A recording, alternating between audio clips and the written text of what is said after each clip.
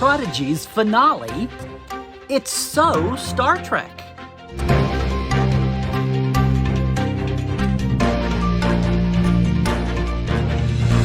Hey, it is Dr. Trek, Larry Nemecek, coming at you from the heart of Trekland and letting the dust settle, just a little bit on all the recent Trek headlines so that instead of another hot take or a quick take, you're going to get a second opinion from Dr. Trek. Hey, look, I have been writing and editing and interviewing and archiving and hosting and dot connecting and, yes, fanning Star Trek for a long time.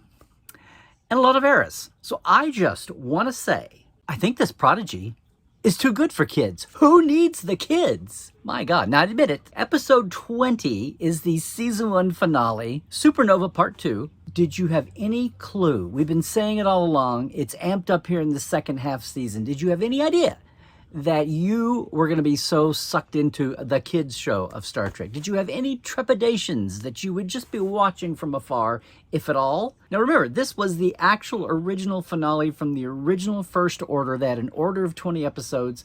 For a while, they were split into two 10-episode seasons. Then they were remanufactured back to be 20. But obviously, the arcs are there, just as the first 10 ended with an arc. But that arc was on this level. We're not only solving mysteries and coming to the end of subplots, but the onion that we're peeling away here is becoming amazing. There are arcs ended here and mysteries put down, but there's still plenty more of the central core to go. So I just watched the finale. I'm just going to go through it, okay? Number one, the battle was still cool. I think the cooler battle was part 1. This one, I think it's amazing, and how lucky, unless I missed something, that neither Protostar or the Dauntless seem to be taking any hits of any consequence, or things where there were so many ships involved. Those random evil red phaser beams were just hitting everybody else and missing them.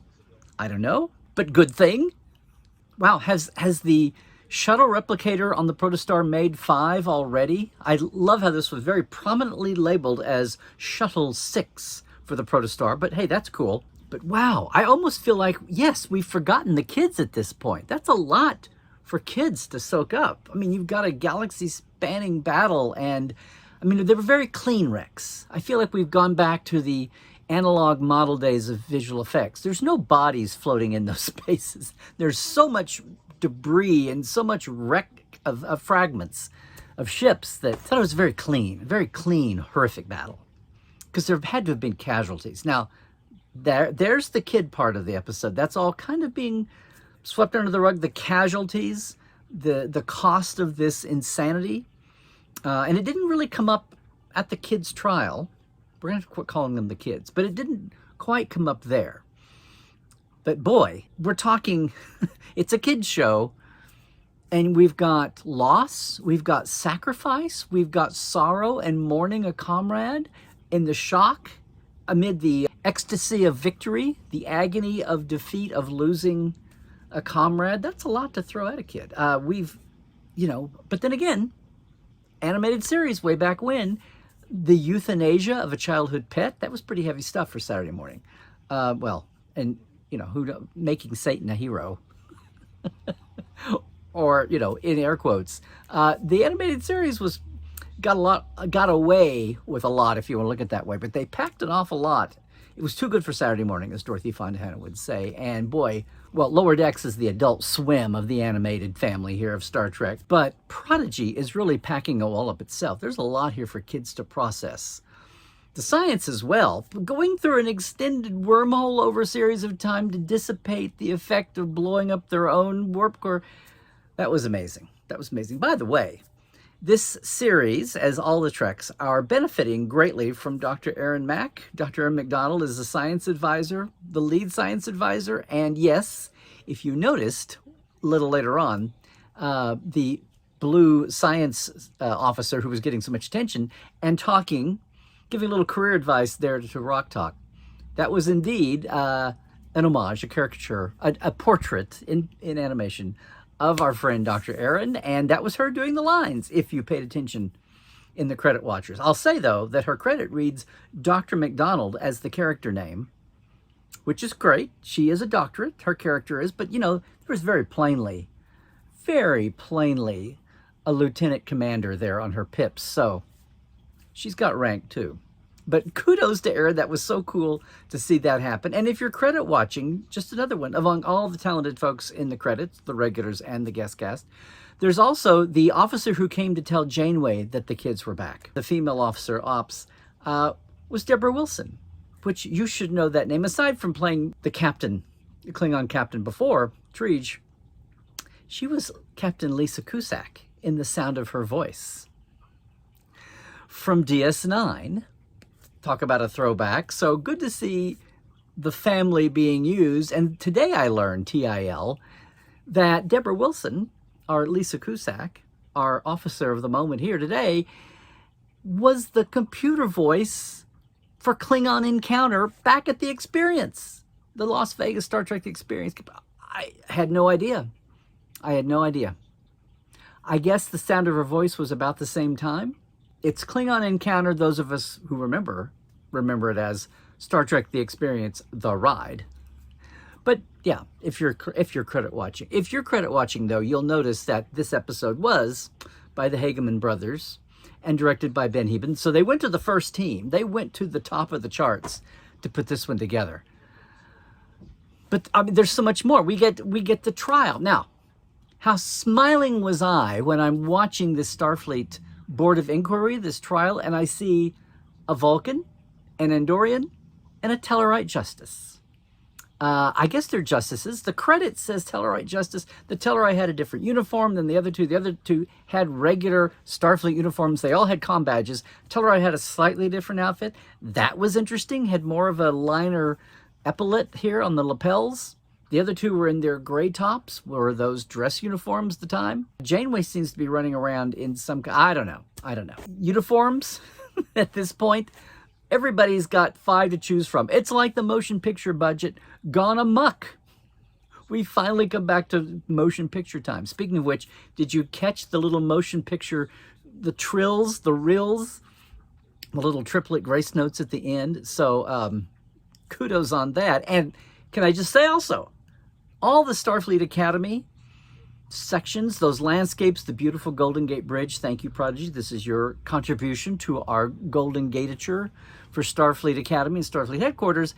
And I've got to say, over the years, we used to laugh about how every movie and every series would treat Starfleet Academy and Headquarters a little bit different. Like, wait, are they on both sides of the bridge? What's going on? The last few years, and that's one thing about the modern era, we have settled into kind of figuring out that the Academy and Headquarters is in Horseshoe Bay, which is actually the north side of the bridge.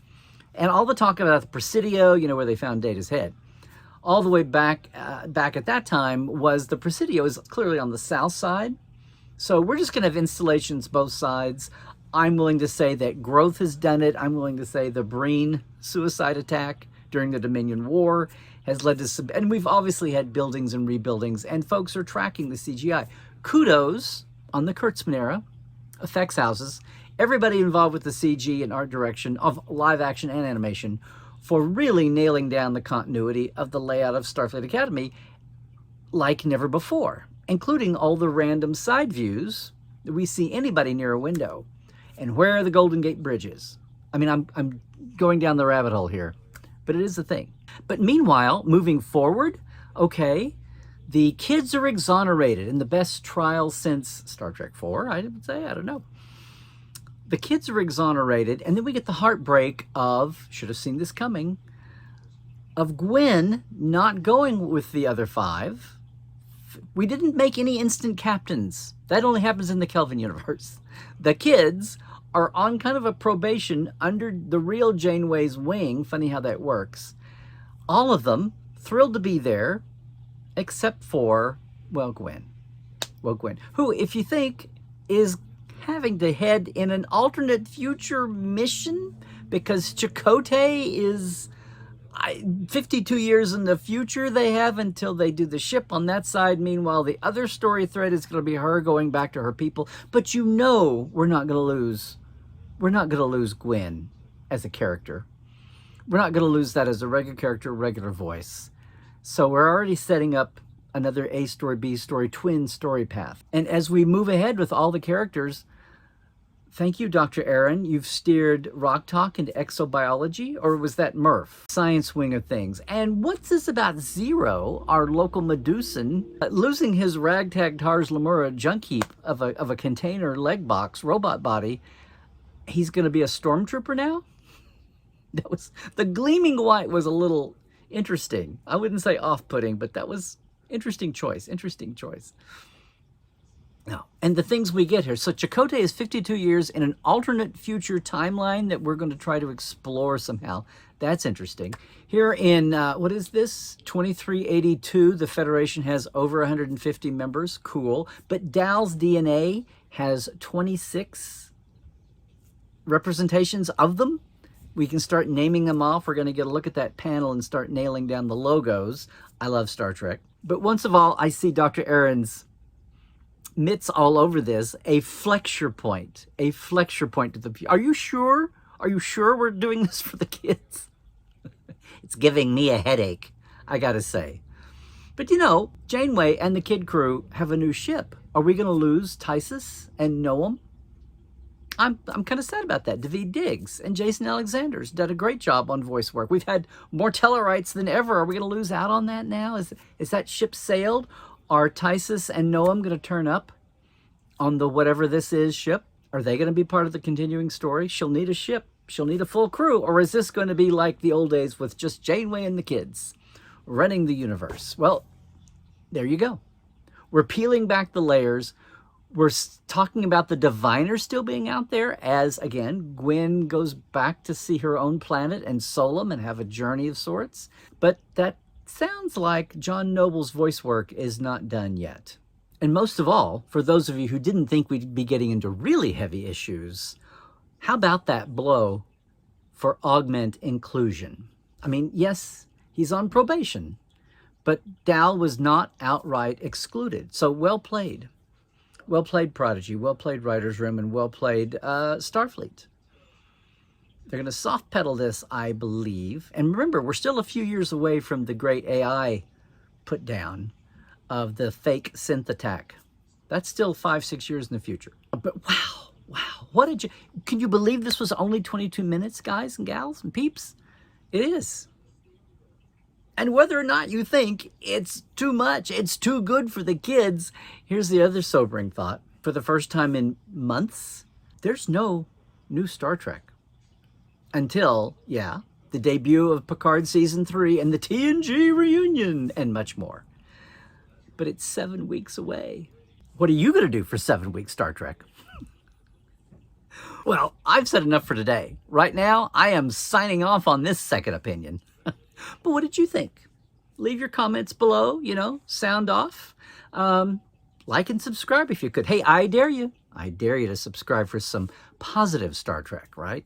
Most of all, if you crave more Dr. Trek and our Trekland point of view, check out all of my Trek podcasts and live streams and everything we offer, the experiences, the tours, everything, over at LarryNemecek.com, okay?